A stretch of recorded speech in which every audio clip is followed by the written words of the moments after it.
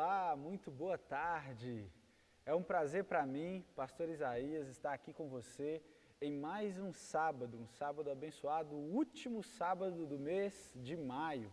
Nós estamos finalizando mais um mês para a honra e glória do nome do Senhor, na verdade. Estamos aqui com a oportunidade, mais uma vez, de poder compartilhar a palavra de Deus. Já quero adiantar o tema com você, tá? Hoje nós vamos falar do Evangelho do Serviço, a aplicação prática do Evangelho na vida do cristão. Então já abra sua Bíblia aí no livro de Gálatas, no capítulo 6, nós vamos ler do verso 1 até o verso 10, tá bom? Enquanto você vai se preparando aí, mais uma vez eu estou muito feliz de estar aqui com você. Acho que eu já me apresentei, né? Sou o pastor Isaías. Então sente aí, coloque o cinto, você que está no carro, encoste ele aí do lado, não fique dirigindo e ouvindo, né? Então coloque no som para você dirigir, para somente ouvir. Você que está em casa, prepare o cafezinho. Aposto que você que está em casa aí está com um moletom, uma meia no pé, um cobertor, porque está fazendo um frio na região sudeste, principalmente em Minas Gerais.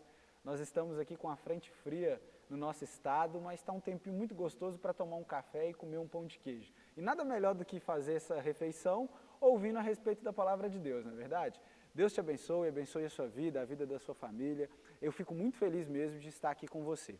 Quero fazer uma breve introdução para somente situar alguns pontos aqui. Paulo, ele é o autor da carta aos Gálatas. Ele escreveu essa carta para confrontar algumas mentiras que os judaizantes estavam espalhando nessa região, na região da Galácia. Paulo, ele implantou essa igreja e ao se retirar de lá, alguns judeus que se converteram ao cristianismo foram lá para essa região. E ao chegar nessa região, eles começaram a colocar duas dúvidas na cabeça daqueles cristãos que estavam lá.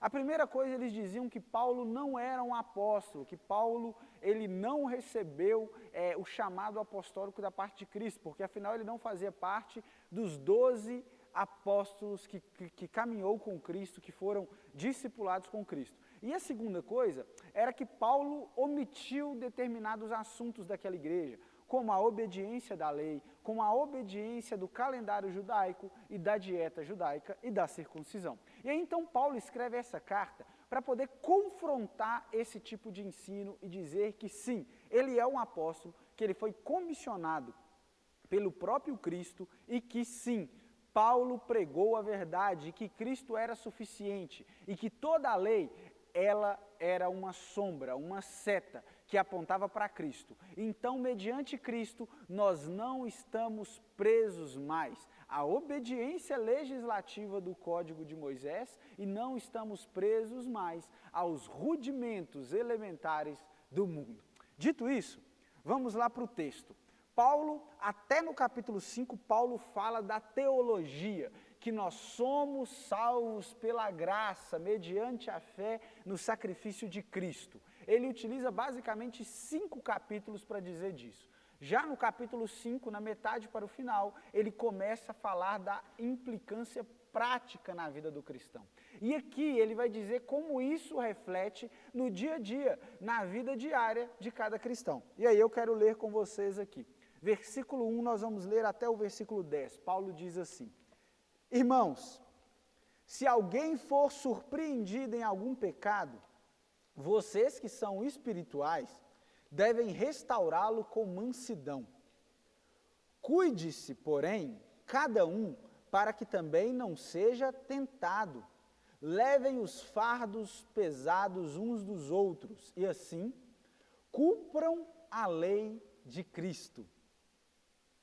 Se alguém se considera alguma coisa, não sendo nada, engana-se a si mesmo. Cada um examine os próprios atos, e então poderá orgulhar-se de si mesmo, sem se comparar com ninguém, pois cada um deverá levar a própria carga. O que está sendo instruído na palavra, partilhe todas as coisas boas com aquele que o instruiu. Não se deixe enganar, a Deus não se zomba, pois o que o homem semear, isso também colherá. Quem semeia para a sua carne, da carne colherá destruição, mas quem semeia para o Espírito, do Espírito colherá a vida eterna. E não nos cansemos de fazer o bem, pois no tempo próprio colheremos, se não desanimarmos. Portanto, enquanto temos oportunidade, façamos o bem a todos, especialmente aos da família da fé. Pai, obrigado pela Tua palavra, obrigado por cada pessoa em casa que está nos assistindo, seja na Rede Super, no YouTube ou no Facebook da Igreja Batista da Lagoinha. Eu rogo para que o Teu Espírito Santo traga clareza à nossa mente, para que possamos, Pai, agora com posse do texto, lendo as Sagradas Escrituras, ter a compreensão do que o Senhor quer falar conosco hoje, é o que eu te peço, no nome de Jesus. Amém. Meu querido, então, apenas aqui rapidinho para a gente fazer essa transição da introdução para a aplicação textual aqui, expondo verso por verso no nosso programa de exposição bíblica. Paulo aqui agora, após uma longa exposição teológica, ele vai para a praxe, para a aplicação prática. Ele sai aí da ortodoxia, né, da doutrina correta, e ele vai para a ortopraxia, a prática da doutrina correta. E aí ele vai dizer como a graça de Deus, ela opera não só para nos salvar, mas como ela opera para nos incentivar e nos instruir a praticarmos as boas obras. E aí ele começa dizendo aí no versículo 1, ele diz: irmão, se alguém for surpreendido em algum pecado, vocês que são espirituais deverão restaurá-lo com mansidão. Cuide-se, porém, cada um para que também não seja tentado. Paulo está dizendo aqui, meu querido, que a pessoa cristã, ela pode ser surpreendida pelo pecado. Ele não está dizendo de uma pessoa que vive deliberadamente uma prática pecaminosa, mas ele está dizendo que uma pessoa, sendo cristã de verdade, ela pode ser surpreendida. O reverendo Augusto Nicodemos, ele gosta de dizer que a caminhada cristã é como se fosse uma corrida. E aí nós estamos correndo e o pecado ele corre lado a lado conosco. Mas de repente, no meio da corrida, é como se o pecado saltasse da beira da estrada e batesse no nosso corpo e nos jogasse no chão. Nós somos, em determinado momento da caminhada, surpreendidos pela ação do pecado. Nós fomos surpreendidos e então caímos em pecado. Veja que nós não levamos uma vida deliberada de pecado. Nós não escolhemos, nós não agendamos o pecado. Não é um flerte deliberado aonde eu decido quando eu vou pecar sem nenhum tipo de remorso. Mas é uma queda por uma tentação, por um pecado. E aí então, após ser surpreendido, é que o cristão deve agir. E aí Paulo está chamando uma atenção. Ele diz, olha, vocês que são espirituais. E aí algumas interpretações, elas gostam de analisar essa questão de ser espiritual como os líderes da igreja. Mas se Paulo está dizendo que quem é espiritual é somente a liderança da igreja, Paulo então está equivocado, porque existem vários irmãos que não ocupam cargos de liderança da igreja que são espirituais. Então, eu não entendo como sendo essa a aplicação devida e a maioria dos comentaristas bíblicos, eles vão dizer que Paulo, ao se referir àqueles que são espirituais, são aqueles que conseguem gerar, aqueles que conseguem auferir o fruto do Espírito na vida deles. Capítulo 5 lá de Gálatas, quando Paulo vai catalogar o fruto do Espírito, entre algumas características. E então Paulo está dizendo que, olha, você que é espiritual, você que anda pelo Espírito, você que tem gerado o fruto do Espírito, você tem a responsabilidade de admoestar esse irmão que foi surpreendido pelo pecado. Mas qual que é essa admoestação? É uma admoestação para reestruturar, para restaurar a vida da pessoa. E é aí aonde nós precisamos entender que temos que ter o fruto do Espírito. Por quê? Uma pessoa que ela não gera o fruto do Espírito, mas que ela vive dentro da igreja, ao ver o irmão pecando, o coração dela vai se encher de ira e ela vai despejar, descarregar essa ira na vida daquela pessoa que errou. E aí ela está demonstrando que ela não tem o que, às vezes, o domínio próprio, que ela não, ela encheu o coração de ira e que ela não possui a paciência, a longanimidade e o principal, o amor. Então Paulo está dizendo aqui, meu querido, que somente os espirituais, aqueles que possuem o fruto do Espírito, aqueles que conseguem dominar as suas paixões, a sua ira, e aquele que ama acima de todas as coisas, precisa se levantar e precisa restaurar o irmão com mansidão. E aí aqui é um ponto importante. É um ponto que nós precisamos ter mansidão para restaurar o irmão. Não é porque o irmão pecou na igreja que nós temos que chegar de forma violenta, de forma agressiva, e como alguém que domina a verdade, como alguém que quer abrir a cabeça da pessoa e colocar que aquela atitude foi errada. Não, nós precisamos do fruto do Espírito, porque somos espirituais, e nós devemos restaurá-lo com mansidão. E aí Paulo faz uma advertência. Ele ainda diz, olha, cuide-se, porém, cada um, para que também não seja tentado. Até aqui só, primeiro, versículo 1. Cuide-se, porém, cada um, para que também não seja tentado. Você vai corrigir o irmão, sendo que aquela é uma área onde você também tem dificuldade, você erra também. E aí Paulo está dizendo, meu querido, você precisa cuidar. Você precisa cuidar, porque senão você vai errar igualzinho ele. É o que Paulo fala que é a responsabilidade da igreja. A igreja, ela tem uma responsabilidade para com os irmãos que pecam. Não é uma responsabilidade exclusiva da liderança, não é somente do pastorado. Cada cristão, como um sacerdote, cada cristão, como Martim Lutero e João Calvino ressaltam um pouco mais à frente, cada cristão como sacerdócio universal, com essa intimidade com Deus, ele tem capacidade de admoestar alguém em amor. Nós somos chamados para amar. E aí Paulo prossegue no versículo 2, ele vai dizendo, vamos lá, levem os fardos pesados uns dos outros, e assim cumpram a lei de Cristo. Olha que interessante, Paulo está dizendo que nós devemos levar o fardo uns dos outros e cumprir assim a lei de Cristo. Ele não está dizendo a lei de Deus, ele está dizendo a lei de Cristo. Então ele quer dizer que existe uma outra lei agora, uma lei que é dada através de Cristo. Sabe o que é interessante disso aqui? É porque anteriormente Paulo vai dizer no capítulo 5 que se nós amarmos, nós cumpriremos a lei. E aí Paulo agora ele ressalta que se levarmos os fardos uns dos outros, nós estamos cumprindo a lei de Cristo. Cristo tem uma lei. Sabe qual que é essa lei de Cristo? O amor. A lei de Cristo é o amor, e o amor é quem nos capacita a cumprir todos os outros mandamentos da lei.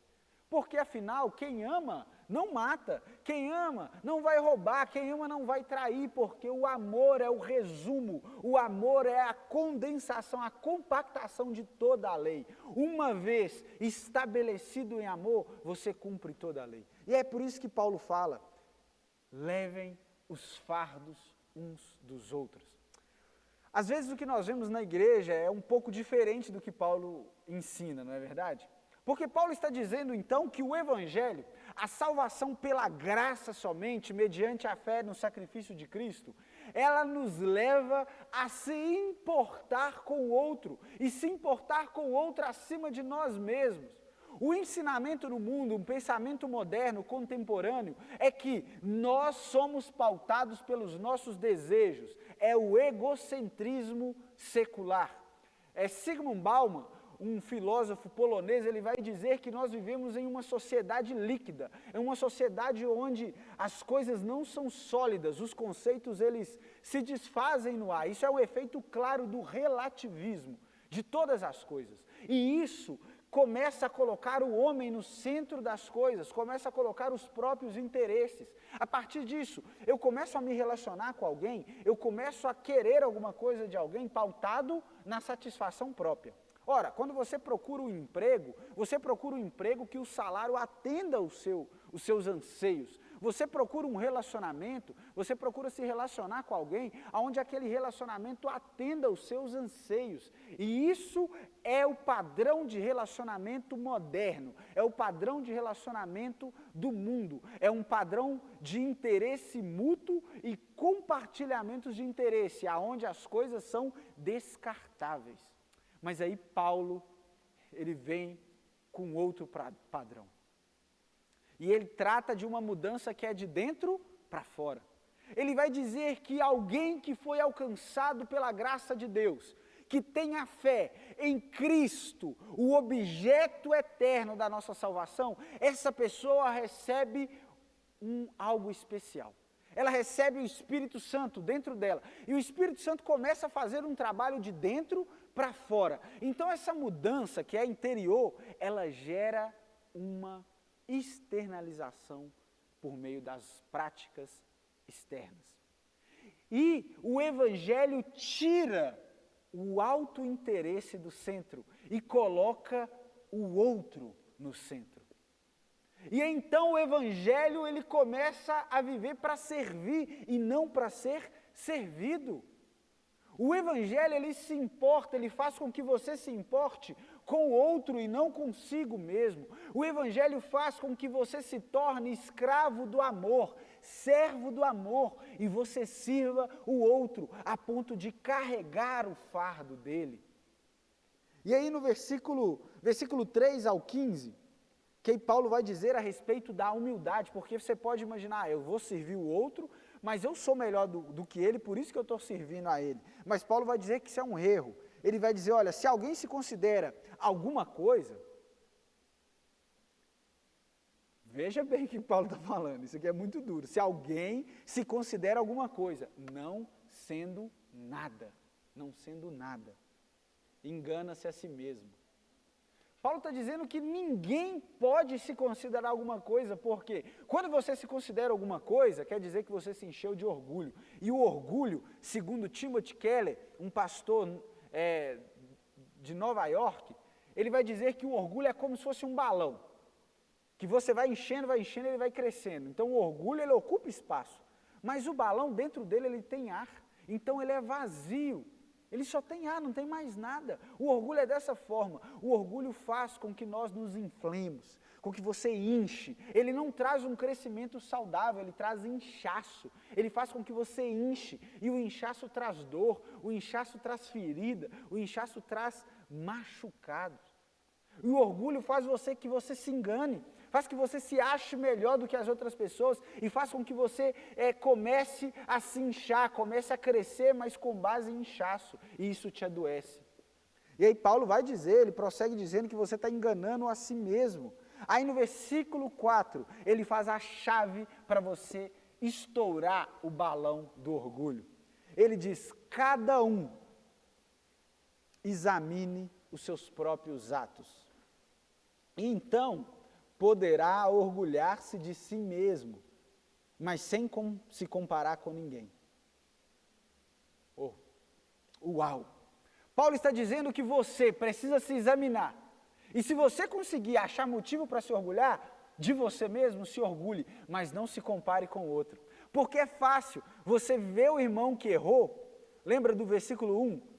Você precisa corrigir o irmão que errou. Aí você chega para o irmão que errou, você vai corrigir ele e se orgulha, porque você não cometeu esse pecado que ele cometeu. Meu querido, nós sabemos que todos nós, sem exceção, somos pecadores e carecemos da glória de Deus e da sua graça para nos salvar. Sem ela, nós estamos em um estado de miséria, em um estado de depravação. Nós somos mortos, somos como defuntos enterrados. Não temos capacidade de fazer nada, a não ser que a graça maravilhosa, a graça poderosa de Cristo venha ao nosso encontro. Caso contrário, nós estamos caminhando para o inferno. Mas uma vez encontrando com essa graça, seja eu pobre, rico, poderoso, ou seja, eu alguém fraco, todos os tipos de pessoa precisam da graça de Deus. Então, em primeira instância, não existe ninguém que pode se orgulhar da sua situação, porque sabe que tudo o que alcançou foi mediante a graça de Deus. Não existe ninguém que pode se orgulhar de como está hoje, porque em última instância foi a graça de Deus quem o colocou lá. Então não há motivo para você se orgulhar de si mesmo e quebrar a chave da comparação, de olhar para o outro e se achar melhor do que o outro, porque ele precisa da graça assim como você. E o Evangelho, ele não só tira esse egocentrismo, mas o Evangelho também tira toda baixa autoestima. Sabe por quê, meu querido e minha querida? Porque ao você olhar para o outro, Você precisa entender que o outro necessita e é tão miserável quanto você e precisa da graça de Deus assim como você precisa. Não há um sistema de meritocracia em se tratando de salvação e relacionamento com Deus. Se aquela pessoa que se acha boa ou aquela pessoa que se acha ruim não tiver um encontro com Cristo e pela fé receber o sacrifício de Cristo, ambos não têm condições de se aproximar do trono da glória de Deus, porque serão consumidos. A santidade de Deus requer que sejamos santos, e só podemos ser santos por meio do Filho, Jesus Cristo. Então não é uma questão simplesmente de uma teologia que é um ensino que não tem aplicação prática, não. O Evangelho ele é prática do começo ao fim. Se você é transformado, você não se orgulha de si mesmo e você não se rebaixa mais, porque você entende que toda a humanidade está nivelada. Eu tenho uma frase que eu utilizei no meu devocional, nas minhas redes sociais, que deixa eu lembrar dela aqui. Não construa muros, aonde o Evangelho nos equiparou e construiu pontes. O Evangelho de Deus, ele derruba as desigualdades, ele destrói, ele esmiuça as diferenças e coloca todo mundo em pé de igualdade. Eu, com o Evangelho da graça, não tenho condições de me achar melhor ou pior do que ninguém. Nós estamos em pé de igualdade, dependemos da graça de Deus para tudo e para qualquer coisa. É isso que o Evangelho traz. E o Evangelho estabelece o meu relacionamento com Deus e o meu relacionamento com o próximo. Estamos em pé de igualdade. Agora todo mundo tem a mesma noção de caminhar.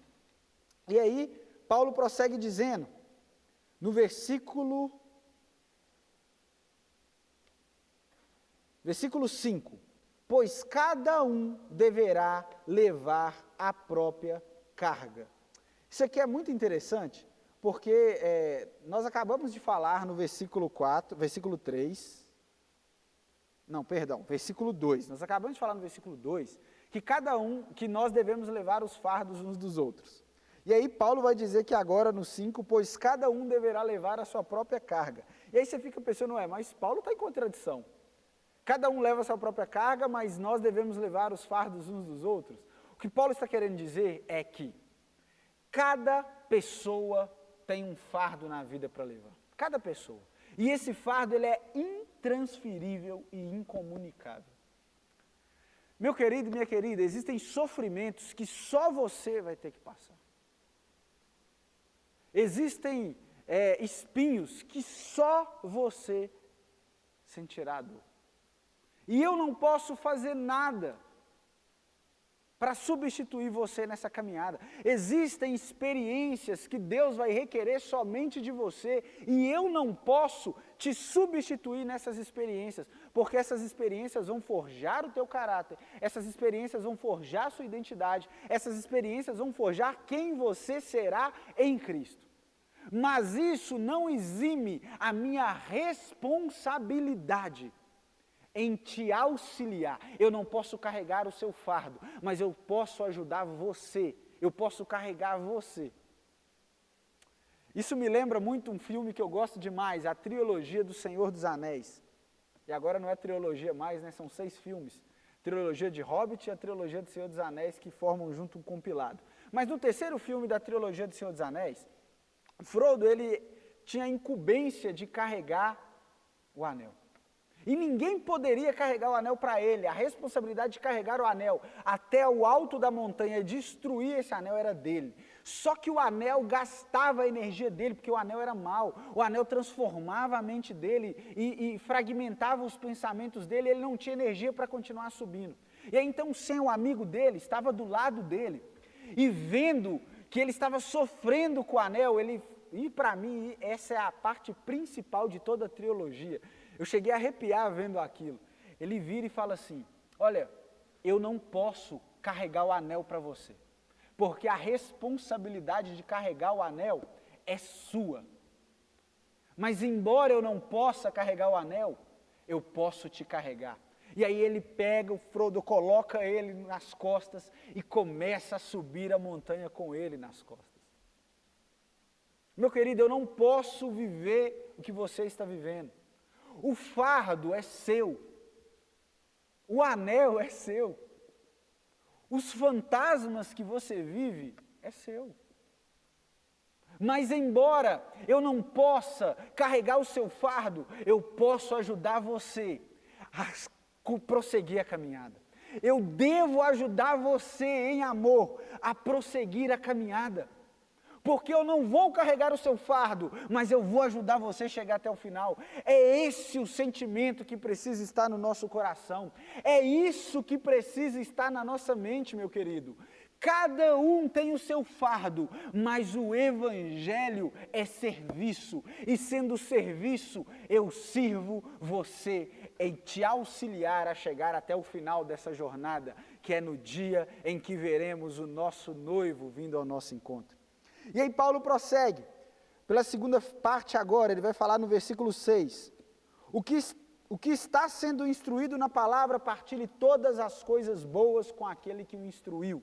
Paulo está dizendo aqui, valorize quem te ensina o Evangelho, valorize quem prega o Evangelho de verdade, honre a vida dessa pessoa, honre a vida dele. E aí Paulo prossegue no versículo 7 e 8, ele vai trazer uma verdade, porque às vezes a gente acha que foi salvo pela graça e que acabou, não faço mais nada, sento no sofá com café e a vida prossegue.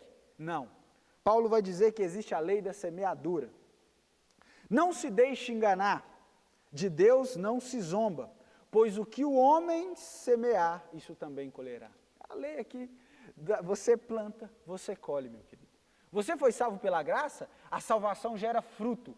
Fruto de salvação, são os frutos do Espírito. Você quer avalizar se você está salvo ou não? Avalie os seus frutos. E aí Paulo vai dizer, ó, quem semeia para a sua carne, da carne colherá a destruição. Se você está plantando ira, se você está plantando ódio, se você está plantando prostituição, se você está plantando glutonaria, você vai colher isso, meu querido. Você vai colher a sua própria destruição, porque o pecado não gera vida, o pecado gera morte. Então o que você está plantando? Qual é a sua semeadura? Quais são as sementes que você está plantando? Um pouco antes da quarentena, eu fui com um jovem visitar o pai dele que estava doente. E aí, convivendo com a família dele, eu percebi alguns comportamentos desse jovem que me deixou muito intrigado. E o principal era a falta de educação com que ele tratava os pais dele. A maneira odiosa com que ele tratava os pais dele. O pai pedia com educação, meu filho, pega para mim, por gentileza, um copo. Ah, pai, vai lá, o senhor tem perna, o senhor tem braço. E aí, no dia posterior, eu chamei esse jovem para um gabinete e eu falei com ele, meu filho, deixa eu te falar. Você está na igreja, você está caminhando com a gente aqui tem muito tempo, mas isso precisa gerar fruto. Senão você é simplesmente um religioso. Se a sua vida não mudar, se a sua vida não for transformada, você é simplesmente um religioso. Na igreja, esse jovem pode ser um homem maravilhoso, ele pode falar a língua dos anjos, ele pode cantar muito bem, ele pode pregar muito bem, mas se dentro da casa dele, ele não ama os pais, ele trata os pais de forma odiosa, o Evangelho não encontrou morada no coração dele, porque o Evangelho gera prática, o Evangelho gera vida, o Evangelho não gera obras da carne, o Evangelho gera fruto do Espírito. Obra da carne é fabricada, obra da carne é plantada, fruto não. Fruto tem data certa para dar, fruto tem data certa para acontecer, e o fruto não beneficia a própria árvore, o fruto beneficia outra pessoa, o fruto não beneficia a árvore que está dando fruto. Então, meu querido, comece a observar os frutos que você tem, principalmente dentro de casa, aonde não tem plateia, aonde não tem aplauso. Comece a perceber aonde a sua fé está fundada. Nós estamos vivendo um tempo de pandemia. E o que tem de cristão aí vivendo de qualquer jeito dentro de casa, isso significa dizer que nós, se estamos comportando assim, nunca fomos cristãos de verdade. Nós aproveitávamos o culto, a plateia, aonde tinha muitas pessoas, e utilizavam isso como subterfúgio de performance, para dizer que éramos bons em alguma coisa. mas agora a nossa fé, agora a nossa salvação, para saber se você foi alcançado pela graça de verdade, ela está sendo provada dentro de casa. Agora o seu caráter está sendo provado dentro da sua casa, para ver se você realmente se importa em comungar, em ter comunhão com Deus ou não, para ver se dentro de casa você tem caráter para orar a Deus ou somente na igreja, se dentro de casa você valoriza a palavra, se dentro de casa você ama o seu marido, a sua esposa, os seus filhos, os seus pais, o seu vizinho. É aí que o fruto do Espírito precisa sair. Não é quando tem plateia vendo, é no dia a dia. O milagre da graça não acontece no momento extraordinário. O milagre da graça acontece no ordinário da nossa vida. No dia a dia, naquela coisa comum, meu querido. Todos os milagres de Jesus, porque o milagre é algo transcendental, mas todos os milagres de Jesus, ele usou coisas naturais para fazer. Porque milagres partem das coisas comuns. Você precisa entender que a graça de Deus se manifesta em pessoas comuns, através de um abraço, através de uma palavra de afago. É isso que Paulo está dizendo. E aí ele prossegue dizendo, olha, mas quem semeia para o Espírito, do Espírito colherá a vida eterna. É o fruto. Quem vai chancelar se você é salvo ou não é o fruto do Espírito Santo. Se você tem o Espírito Santo, vai gerar o fruto naturalmente. O fruto não tem como ser forçado. Eu não pego uma mangueira, o pé de manga, e eu forço ele dar a manga fora da época, não. Ele vai dar a manga no tempo certo. Porque o fruto você não força, o fruto acontece. E aí Paulo vai dizer no 9, e agora finalizando já a chave de versículos, ele diz, olha, e não nos cansemos de fazer o bem, pois no tempo próprio colheremos. Se não, desanimarmos. Meu querido, a colheita do bem é uma colheita demorada, porque tem prazo, porque tem a época certa. Já a colheita da carne você pratica a obra da carne e logo você já tem a sua recompensa momentânea, mas depois amarga como fel na sua boca. O fruto do Espírito, às vezes é incômodo, porque ora, é chato às vezes você amar, tratar bem com respeito a uma pessoa que você não gosta, mas é porque a recompensa ela não vem naquele momento, a recompensa vem lá na frente. E aí, cabe você avaliar o que você prefere. Uma recompensa agora, mas desgosto para o resto da vida, ou talvez um sofrimento momentâneo, mas um peso de glória que vale mais do que qualquer sofrimento que você vive aqui na terra. Não se canse de fazer o bem. O evangelho da graça é o evangelho de boas ações. É o evangelho aonde eu me disponho a fazer o bem ao próximo. Portanto, finaliza Paulo no versículo 10. Enquanto temos a oportunidade, façamos o bem a todos, especialmente aos da família da fé. Meu querido, isso é sensacional. Façamos o bem a todos, especialmente os que estão ao nosso meio. Para que você tem feito bem? Às vezes a gente tem feito bem só para a gente mesmo. Às vezes a gente tem desprezado as outras pessoas. E nós estamos vivendo tempos de dor. Nós estamos vivendo tempos dolorosos. E aí eu quero caminhar para a aplicação. Primeiro ponto de aplicação prática. O evangelho significa a morte do eu. Você precisa morrer. Se você não morrer, a gente não está falando de evangelho, a gente está falando de outra coisa. Segunda aplicação, o evangelho é o serviço do amor. Nós precisamos trabalhar para gerar amor. Nós precisamos amar as outras pessoas e trabalhar. E o terceiro ponto de aplicação, o evangelho é fazer o bem. O evangelho é fazer o bem para as pessoas. Meu querido, essa semana nós tivemos um fato muito triste que aconteceu lá nos Estados Unidos, de uma abordagem policial a um jovem negro, e o jovem negro clamando porque estava sendo sufocado, e depois ele veio a óbito, e o policial com o joelho na garganta dele, e essa imagem rodou o mundo inteiro, foi uma imagem muito chocante. E anteriormente, na semana retrasada, nós tivemos a morte de um jovem, o João Pedro, que foi brutalmente alvejado pelas costas, com um tiro na cabeça pelas costas. Sabe o que é isso? Falta de amor ao próximo. Nós estamos vivendo em uma sociedade altamente tecnológica, aonde uma imagem ela roda o mundo inteiro em apenas segundos. Nós estamos vivendo em uma sociedade altamente evoluída na medicina, no transporte. Nós voamos, meus queridos, em máquinas. Nós saímos de um país e vamos para o outro, mas nós não temos capacidade de amar o nosso próximo. Nós somos uma sociedade racista, preconceituosa, que odeia as pessoas voluntariamente por conta da cor da pele. O pecado está tão enraizado em nosso coração que a gente consegue proferir palavras de ódio por pessoas de forma gratuita. Se alguém se posiciona politicamente diferente, já é motivo para você odiar. Se alguém tem a cor da pele diferente, se torce para o time diferente, se frequenta a igreja diferente, nós já odiamos gratuitamente. Meu querido, o Evangelho veio para quebrar todas as barreiras que nós homens estamos construindo. Aonde existe ódio, aonde existe separação, aonde existe distinção, o Evangelho quer unificar, e essa tarefa os cristãos precisam mostrar para o mundo.